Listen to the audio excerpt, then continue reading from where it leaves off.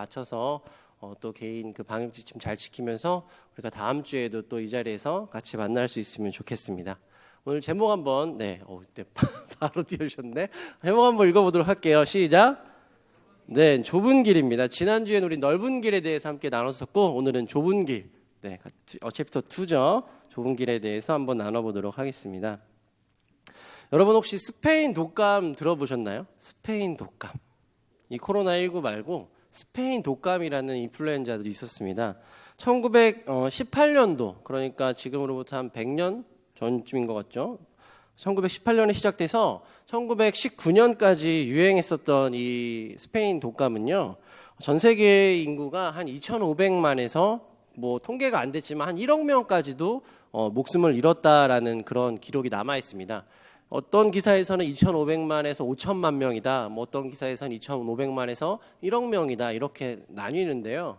나뉘는 이유는 뭐냐면 그 당시에 1차 세계대전이 있었는데 사람들이 너무 많이 죽어나간 거예요. 그리고 지금처럼 이렇게 과학이 발전하거나 통계가 발전하지 않았기 때문에 막 그냥 사람이 죽으면 묻어버리거나 이렇게 통계를 하지 않았던 것이죠. 그래서 결과적으로는 뭐 2,500만 명이라고 하지만 엄청난 사람들이 목숨을 잃었던 그런 인플루엔자입니다.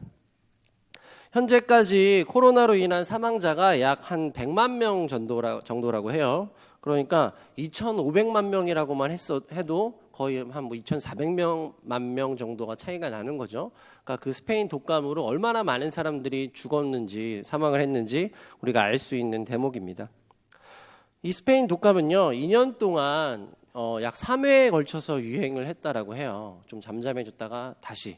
어떻게 보면 지금 코로나랑 좀 비슷하죠. 좀 이렇게 잠잠해진 것 같다가 또 다시 이렇게 지금 발발하고 있으니까요.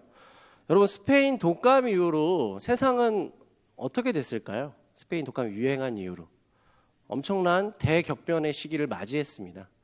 출생률이요, 사망률보다 낮았어요. 그러니까 사망하는 사람의 숫자가 너무 많다 보니까 출생률이 따라잡지 못한 거예요.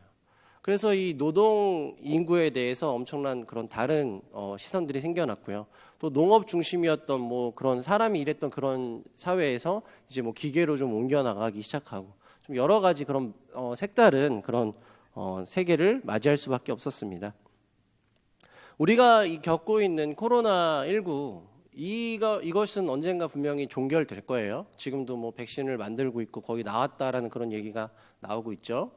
코로나19가 없었던 시대와 지금 우리가 코로나19를 겪고 있는 시대, 그리고 이제 이후의 시대, 우리가 맞이하게 될 이후의 시대는 과연 어떤 모습일까요?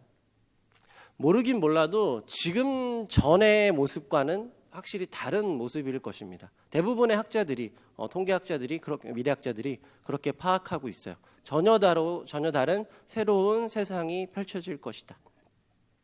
우리만 하더라도 뭐 온라인 계약이라던가 뭐 온라인 예배, 또 뭐 기본 재난소득, 뭐 거리두기, 여러 가지 이런 명칭들이 어때요? 지금은 익숙해졌죠. 이거 불과 작년 2019년만 떠올려 보세요. 그 당시에 우리가 뭐 거리두기, 뭐 온라인 예배, 말도 안 되는 얘기였어요. 뭐 정말 상상도 못할 그럴 명칭이었잖아요. 그런데 우리에게 이미 익숙해져 버렸습니다.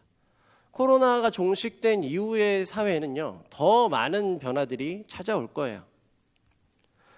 이런 급변하는 사회 속에서 또 우리가 전혀 보지 못했던 그런 사회를 맞이하는 우리 그리스도인들은 과연 어떤 모습으로, 어떤 마음으로 이 시대를 살아가야 될까요? 제가 뭐 설교 중에 계속 말씀드리지만 지금 말세예요. 언제 주님이 오실지 모릅니다. 당장 주님이 오셔도 이상하지 않은 이 시기를 우리는 과연 어떤 마음으로, 어떤 자세로 살아가야 되느냐.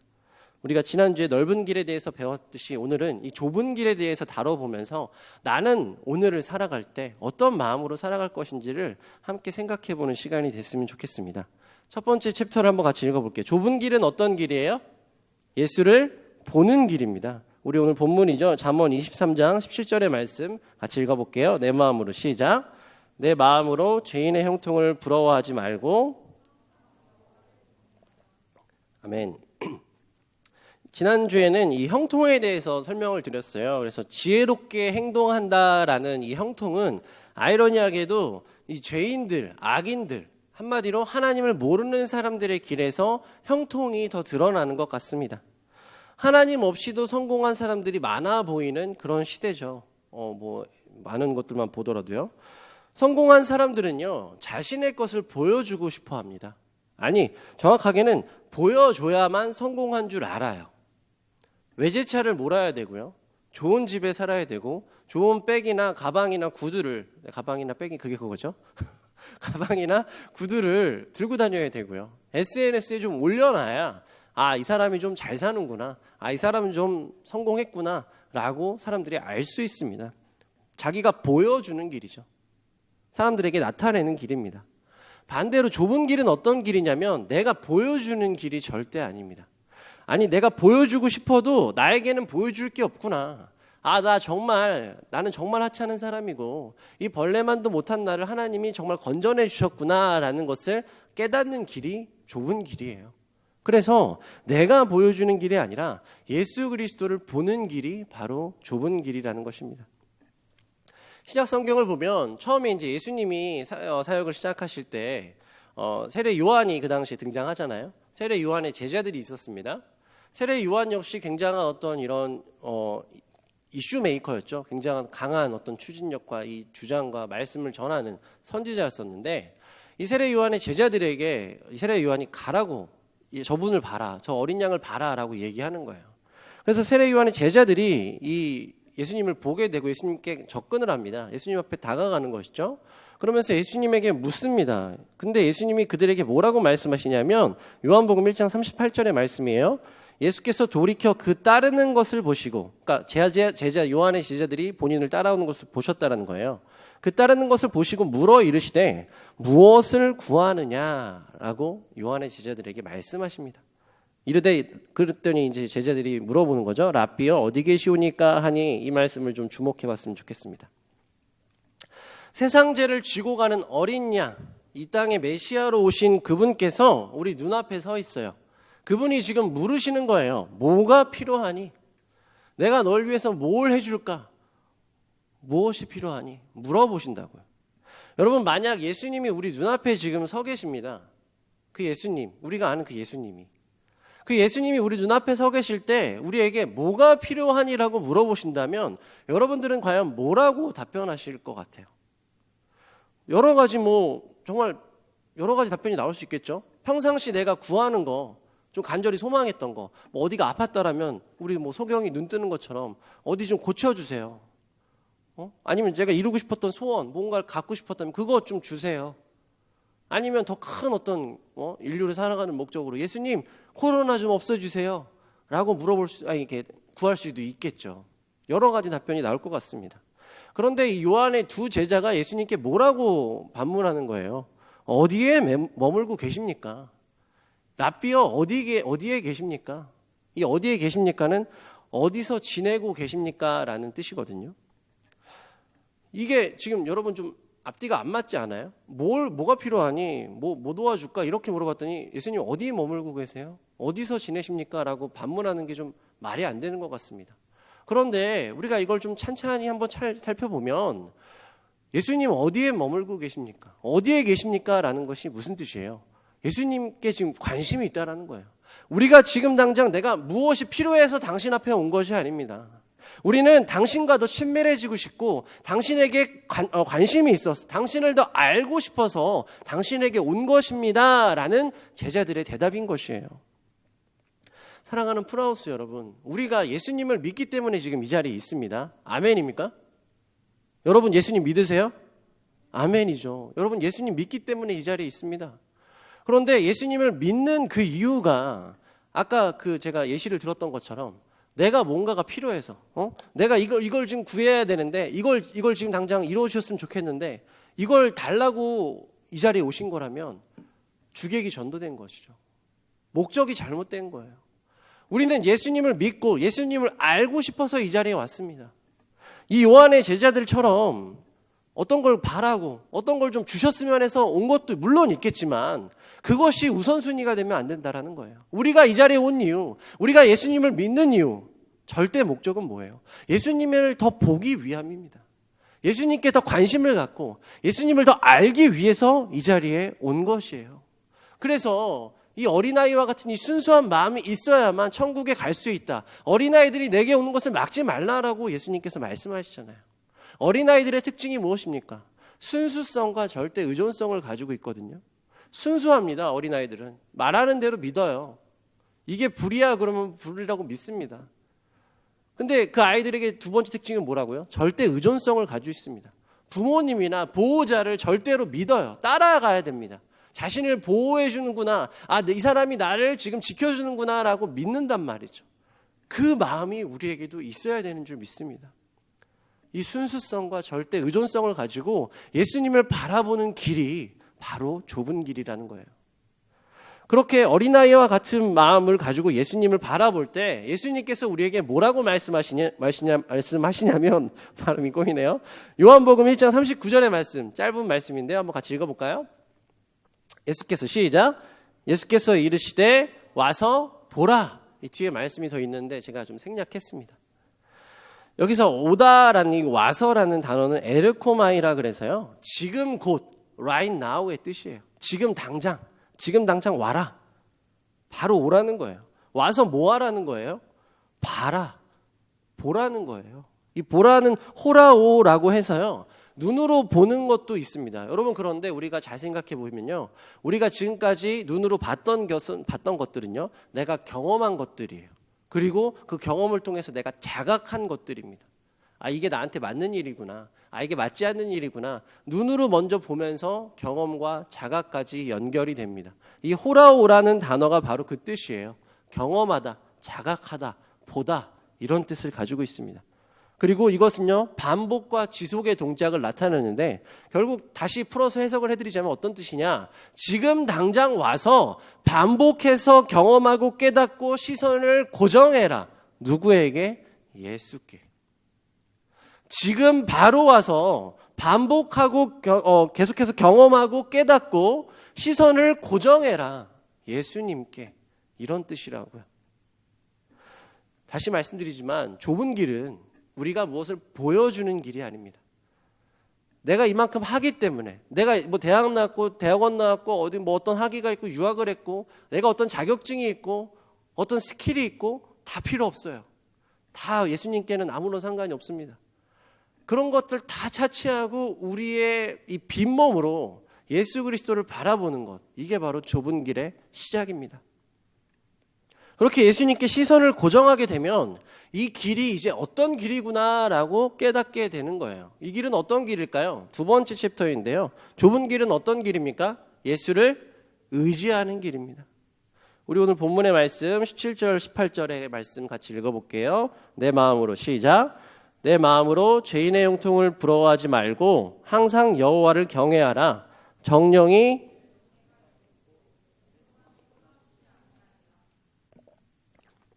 지난주에 예수 그리스도로 통하는 길은 어웨이가 아니라 더웨이라고 말씀드렸던 거 기억나시나요? 어와 더의 차이가 뭐라 그랬었죠? 더는 특정한 어떤 것이라 그랬었잖아요. 어는 랜덤이고 그냥 아무거나. 근데 더는 특정한 길, 더웨이. 우리의 구원의 길, 우리의 영원한 생명의 길은 더웨이, 예수 그리스도밖에 없다라고 말씀드렸어요. 왜 그러면 예수님만이 유일한 길입니까? 왜 다른 길로는 구원에 이르지 못합니까? 라는 반문이 있을 수 있습니다.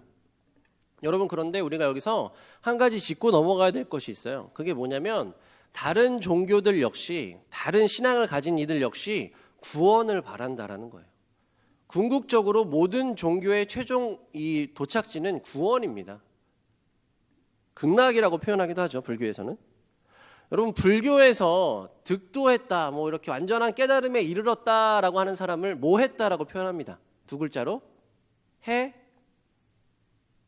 해탈. 그렇죠. 감사합니다. 해탈이란 단어 들어보셨죠? 득도했다라는 거예요.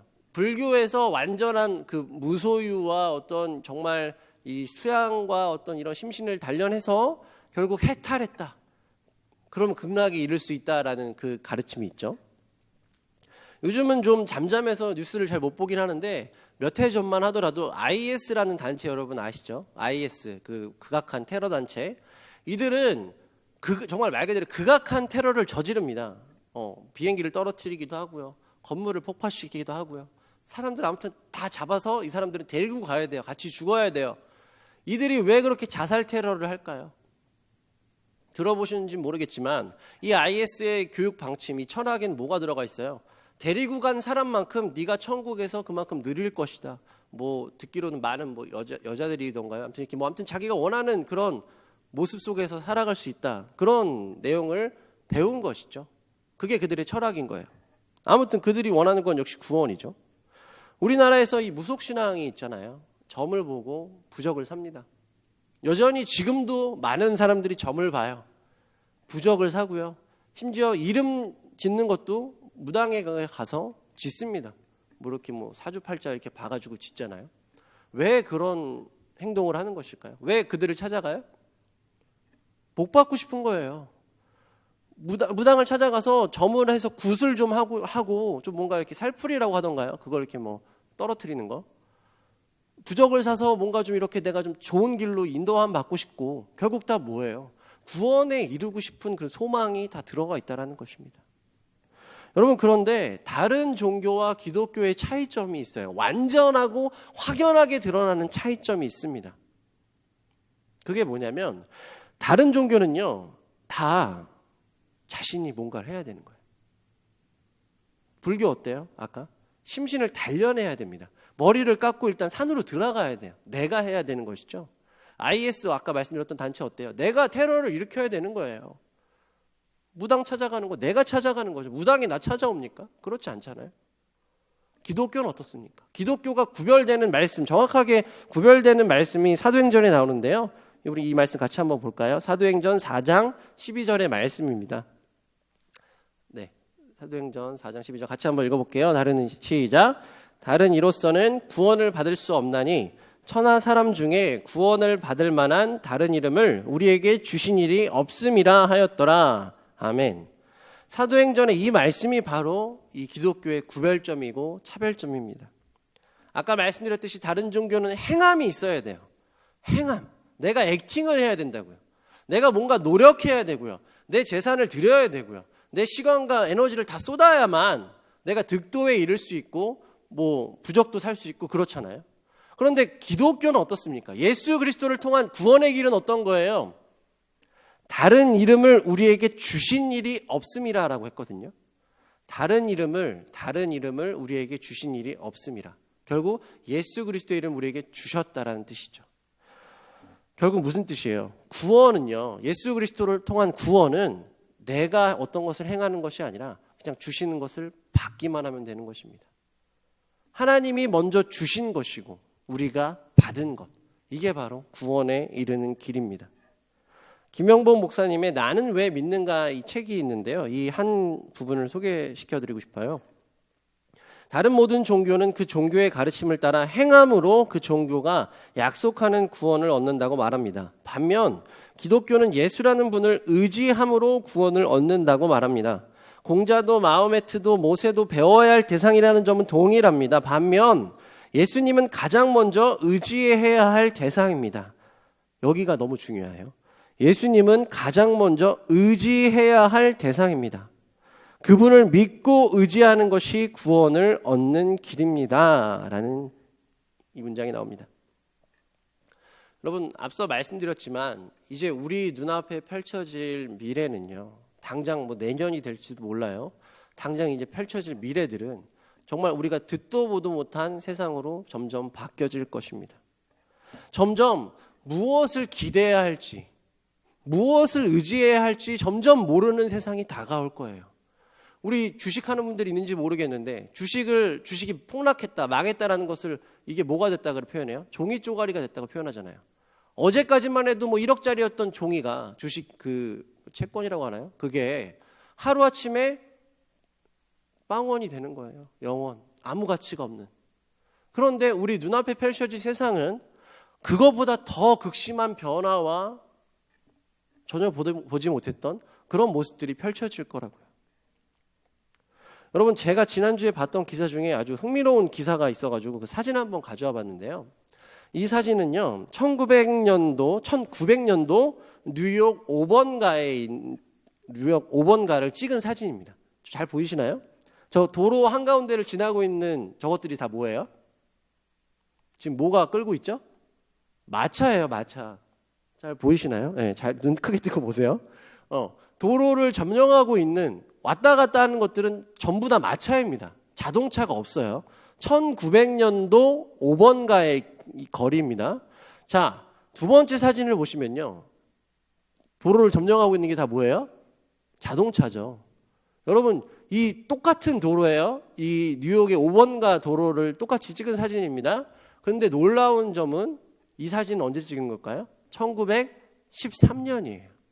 아까 말 사진 있던 그 사진은 1900년이고 자동차로 다 바뀐 게 불과 몇 년밖에 안 지난 거예요? 13년밖에 지나지 않았습니다. 13년 만에 천지가 개벽할 만한 사건이 발생한 거예요. 그렇게 점점점 빠르게 변화한 것이죠. 여러분, 이게 비단 이 1900년도의 이야기일까요? 우리만 하더라도 어때요? 불과 10년 전만 하더라도 영상 예배를 드릴 수가 없었어요. 왜냐하면 스마트폰이 이렇게까지 발전하지 못했거든요. 그 당시 제가 기억하기로 뭐 아이폰 3, 4 이 정도 나왔을까요? 네, 그거보다 조금 더 나왔을지도 모르겠어요. 그러나 지금처럼 이렇게 원활하지 못했습니다. 네, 이제 사진 감사합니다. 내려주세요. 우리가 앞으로 맞이하게 될 세상은요, 말씀드렸죠. 전혀 듣도 보도 못한 것들이 눈앞에 펼쳐질 거예요. 여러분, 그런 세상 속에서 우리는 과연 어떤 모습으로 살아가야 될까요? 여러분, 꿈이 뭡니까? 혹시 나 뭐 하고 싶어요? 무엇을 꿈꾸면서 살아가십니까? 어떤 분에게 꿈이라고 하는 것은 직업이 될 수도 있습니다. 어떤 분에게는 뭐 돈 많이 벌어서 여행 다니는 게 꿈일 수도 있어요. 어떤 분은 빨리 결혼하는 게 꿈일 수도 있습니다. 뭐 좋아요. 다 좋습니다. 그런데 그 꿈은 말 그대로 꿈이에요. 아직 이루어지지 않았습니다. 우리의 상상 속에 있는 것이죠. 그런데 지금 말씀드렸잖아요. 시대가 어때요? 내가 상상하던 건 이쪽 방향이었는데 시대는 갑자기 막 이렇게 급변하기 시작하는 거예요. 그럼 내가 생각했던 그 꿈과 그 방향을 나도 모르게 이쪽으로 바꿔갈 수밖에 없습니다. 사람인지라. 환경의 동물이잖아요. 모두가 이쪽으로 같이 가고 있는데 나 혼자서 이렇게 갈 수는 없어요. 무슨 뜻입니까? 여러분, 기술과 문화는요, 계속해서 바뀌어 나갈 거예요. 그것을 사람들이, 미래학자들이 뭐 예측하고 뭐 측정하면서 뭐 이렇게 발표하지만 그렇게 될 거란 보장이 없습니다. 코로나만 하더라도 어때요? 아무도 예상하지 못했거든요. 앞으로 우리가 맞이할 미래는요, 누구도 예상할 수 없고 계속해서 급변하고 정말 더 빠르게 변할 거예요. 여러분, 이런 세상 속에서 우리는 어떻게 살아야 되는 거예요? 우리는 무엇을 잡고 살아가야 되는 거예요? 진리를 잡고 살아가야 됩니다. 진리는 다른 말로 하면 인간의 본질이에요. 인간의 본질이 뭡니까? 태어나고 죽는 것입니다. 이게 바로 인간의 본질이에요. 이것은 시대가 변하고 기술이 발전하고 아무리 뭐 생명이 연장된다 하더라도 결국엔 죽습니다. 결국엔 인간의 수명에는 한계가 있다고요. 그런데 많은 것들, 수많은 것들, 가상현실들, 뭐 3D고 뭐고 여러 가지 우리를 혼란스럽게 만들고 가치관을 흐려놓는 것들 때문에 마치 우리가 영원히 살 것처럼 그렇게 꿈을 꾸면서 산단 말이죠. 근데 인간의 본질은 뭐라고요? 죽음을 맞이하는 것이 인간의 본질입니다. 우리 모두 태어났고요. 죽을 날은 다 다르겠지만 언젠가 모두가 죽음에 이르게 될 것입니다. 여러분, 우리가 꿈꿔오는, 제가 아까 꿈이 뭐냐고 물어봤잖아요. 내가 꿈꿔오는 그 길이 정말 열심히 살아가서 내가 뭐 70살이고 80살, 100살까지 열심히 살아가서 그 길에 도달했어요. 이제 정말 평안히 이제 죽음을 맞이할 수 있겠다라고 생각하고 딱 앞을 봤는데 그 길이 끊어진 길이라면 여러분 얼마나 끔찍하겠습니까? 이제 한 발짝 딱 죽음 앞에서, 죽음의 문턱에서 영원한 생명으로 들어가야 되는 그 길인데 그 길을 딱 눈앞에 봤더니 그 길이 끊어져 있는 길이에요. 되돌아갈 수가 없는 길입니다. 여러분, 지금 20대, 30대이기 때문에 그 길을 예상도 할 수 없겠죠. 지금 당장 뭐 40대, 50대가 그려지십니까? 근데 뭐 80살, 90살, 100살이 어떻게 그려지겠어요? 그러나 중요한 것은 모두가 죽음에 이르고 그것은 꼭 80살, 100살이 되지 않아도 하나님이 부르시면 가야 된단 말이죠. 그게 언젠지 몰라요. 당장 내일이 될지 누가 어떻게 합니까? 그런데 내가 걸어가는 이 길이 소망과 끊어져 있는 길이라면 그때 어떻게 하시겠냐고요. 얼마나 끔찍합니까? 되돌리고 싶어도 되돌릴 수가 없어요. 그러니까 어떻게 해야 돼요? 지금 예수 그리스도를 바라보고 지금 예수 그리스도의 이름을 의지해야 합니다. 지금이 바로 그때예요. 지금이 가장 예수님을 따르기 좋은 시기입니다. 여러분, 우리가 구원에 이르는 길은요, 예수님을 보고 예수님을 의지하고 예수님을 따르는 길입니다. 이 세 번째 챕터, 마지막 챕터를 나누면서 마치겠는데요. 세 번째 챕터는 그래서 좁은 길은 어떤 길이냐? 예수 그리스도를 따르는 길입니다. 우리 오늘 마지막 본문의 말씀이죠. 잠언서 23장 19절의 말씀 같이 한번 읽어볼게요. 내 아들아, 시작. 내 아들아, 너는 듣고 지혜를 얻어. 아멘. 우리 죄송한데 위에 에어컨 좀 켜주세요. 네, 감사합니다. 이 19절의 말씀을 보시면요, 세 가지 동사가 등장합니다. 말씀을 잠깐 띄워주시면 듣고 얻어 인도할지니, 이런 말씀이 이 세 가지 동사가 등장하죠. 우리가 먼저 이렇게 복음을 들었습니다. 들었어요. 알게 됐습니다. 그리고 예수 그리스도의 이름을 얻게 됐습니다. 아, 이제 예수님만 따르면 되는구나. 예수님만 의지하면 되는구나. 아, 이제 예수님의 이름을 얻었죠. 자, 그러면 이제 인도함을 받아서 가야 됩니다. 가야 되는 거예요. 어디로 가야 돼요? 예수님을 따라가야 됩니다. 우리나라의 초기 기독교에서 예수님을 따라야 됩니다. 뭐 예수님의 이름을 믿어야 됩니다. 이런 이제 처음에 초기 기독교 우리나라에 들어오면서 좀 잘못된 방향으로 기독교가 발전했죠. 예수님을 믿으면 복 받는데, 와, 예수님 믿으면 성공한데, 이런 신앙이 발전하면서 무슨 신앙이 발생했어요? 기복신앙이 발생했죠. 여러분, 이게 꼭 틀린 말은 아니거든요. 예수님을 따르면 복을 받는 건 맞아요. 예수님을 따르면 복을 받습니다. 그런데 꼭 그 복이 우리가 지금 원하는 물질의 복, 어떤 성공의 복, 성취의 복이 아닐 수도 있다는 것을 인정해야 되는 거예요. 예수님을 따르면 100% 복을 받습니다. 100%예요. 아무도 여기서 벗어날 수 없어요. 100% 복을 받는데 이 복은 그럼 과연 무엇이냐? 바로 십자가라는 복입니다. 십자가를 따르는 복을 받게 되는 거예요. 여러분, 십자가를 지는 게 바로 우리에게 복인 줄 믿으시길 바랍니다. 십자가를 지는 게 왜 복이에요? 십자가가 어떤 것인데요? 십자가는 죽음과 저주의 상징입니다. 고통스럽게 피 흘리고 죽어야 되고 악취가 나는 죽음의 장소, 죽음의 상징이 바로 십자가예요 라고 얘기하신다면 맞습니다. 십자가는 무덤과 가장 근접해 있는 무덤의 상징이기도 하죠. 십자가는 죽음의 상징이에요. 맞습니다. 맞는데 그건 예수 그리스도의 이전의 상징이 그랬고, 예수 그리스도를 믿는 우리가 예수님을 바라봤을 때 예수님 이후로 어떻게 됐냐고요. 예수님이 오시고 나서 십자가에 매달리셨죠. 분명히 죽으셨습니다. 물과 피를 다 흘리셔서 죽으셨는데 거기서 끝나서 예수님은 훌륭한 위인이었다라는 식으로 한 문장으로 기록돼 버리면 그냥 예수님은 여러 위인 중에 한 사람밖에 안 되겠죠. 그런데 그런 분이 아니시죠. 예수님은 어떤 분이십니까? 죽었지만 사흘 만에 부활하셔서 부활의 첫 열매가 되신 분, 바로 예수 그리스도고, 그 예수님으로 인하여서 십자가가 어떻게 됐어요? 죽음의 상징에서 부활의 상징으로 바뀌었습니다. 그리고 예수님께서 이렇게 말씀하시는 거예요. 사랑하는 아들을 따라 너희들을 위해서 내가 이 십자가를 지었다. 내가 너희들의 죄와 모든 짐을 다 짊어지고 이 십자가를 지었단다. 이제 너희도 나와 함께 가지 않을래? 이 십자가를 같이 짊어지고 가지 않을래? 라고 물으시는 거예요. 예수님이 여러분에게 손 내밀고 계십니다. 누가복음 9장 23절의 말씀에 또 무리에게 이르시되 아무든지 나를 따라오려거든 자기를 부인하고 날마다 제 십자가를 지고 따를 것이니 라고 말씀하셨어요. 앞에서 우리가 정리를 해보면 구원에 이르는 좁은 길은 어떤 길이라고요? 예수를 보는 길, 예수를 의지하는 길, 예수를 따르는 길이라고 말씀드렸거든요. 근데 예수를 따르는 방법이 뭐냐라고 봤더니 자기 십자가를 지는 거라 그랬거든요. 자기 십자가. 여러분, 그런데 세상 사람들 역시 자기 십자가를 지고 살아갑니다. 책임이라고 표현하기도 해요. 가장의 무게라고 표현하기도 합니다. 모두가 다 크든 작든 십자가를 지고 살아갑니다. 근데 그 십자가는 어떤 거예요? 자기가 책임지는 십자가예요. 자기가 자기 구원에 이르러야 되는 십자가입니다. 그런데 우리 십자가는 어떤 십자가예요? 예수님이 이미 다 짊어지셨어요.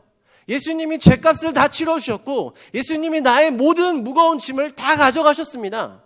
나는 이제 예수님을 따르기만 하면 되는 거예요. 내 십자가가 무겁습니다. 내 십자가도 피하고 싶어요. 물론 그럴 수 있죠. 그러나 내 십자가가 죽음의 상징이 아니고 부활의 상징으로 될 수 있는 것, 내 십자가가 넘어지지 않고 여전히 유효해서 예수 그리스도를 향해서 갈 수 있는 통로가 되주는 이유는 이미 예수님이 짊어지셨기 때문입니다. 이미 예수님이 2000년 전에 먼저 지셨다고요. 그분을 따르고 싶은 자들은 모두가 자기 십자가를 지고 따를 것이다. 이 말씀을 꼭 기억하시길 바랍니다. 여러분, 이 십자가는요, 너무너무 지기 싫기도 합니다. 정말로. 예수님이 나에게 맡겨주신 어떤 사명과 꼭 거창한 사명이 아니더라도 나에게 주신 재능과 달란트와 관심 분야와 여러 가지가 있을 수 있어요. 그게 바로 여러분들의 십자가입니다. 그런데 그게 싫거든요. 때로는 남에게 인정받지 못한 길이라서 그럴 수도 있어요. 때로는 너무 업무가 과다해서 그럴 수도 있고요. 여러 가지 이유로 나에게 주신 십자가가 지기 싫을 때가 너무 많습니다. 그런데 예수님께서는 그 십자가를 지기를 원하신다라는 거예요. 왜냐? 그 십자가의 무게가, 그 십자가의 값을 본인이 벌써 2000년 전에 다 치르셨기 때문입니다. 우리의 십자가가 무거울 것 같고 고통스러울 것 같지만 지면 가볍고 은혜롭고 사랑이 넘치는 십자가라는 것을 여러분 알게 되실 거예요. 이 말씀을 통해서 이 십자가의 무게를 반증할 수 있습니다. 마지막 말씀인데요. 같이 한번 읽어볼까요? 마태복음 11장 28절입니다. 수고하고 시작. 수고하고 무거운 짐진 자들아 다 내게로 오라. 내가 너희를 쉬게 하리라. 나는 마음이 온유하고 겸손하니 나의 멍에를 메고 내게 배우라. 그리하면 너희 마음이 쉼을 얻으리니 이는 내 멍에는 쉽고 내 짐은 가벼움이라 하시니라. 내 멍에는 쉽고 내 짐은 가벼우니라 라고 말씀하셨어요. 십자가는 무겁습니다. 십자가는 절대 가벼운 것이 아니에요. 그런데도 수고하고 무거운 짐진 자들아 다 내게로 와라. 쉬게 하리라. 내 멍에는 가볍고 내 짐은 절대로 무겁지 않단다 라고 얘기하시는 이유가 어디에 있어요?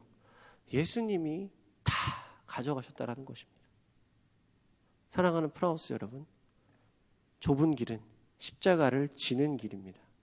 나에게 주신 십자가는 무엇인가? 오늘 이 말씀을 통해서 정말 깊이 생각해보는 그런 시간이 됐으면 좋겠습니다. 이제 말씀을 마치겠습니다. 지난번에 세상에는 두 길이 있네 이 찬양을 소개해드렸죠. 정말 아무도 모르더라고요. 제가 와이프한테 한번 물어봤습니다. 와이프 88년생인데요. 혹시 이 찬양 알아라고 들려줬더니 모른대요.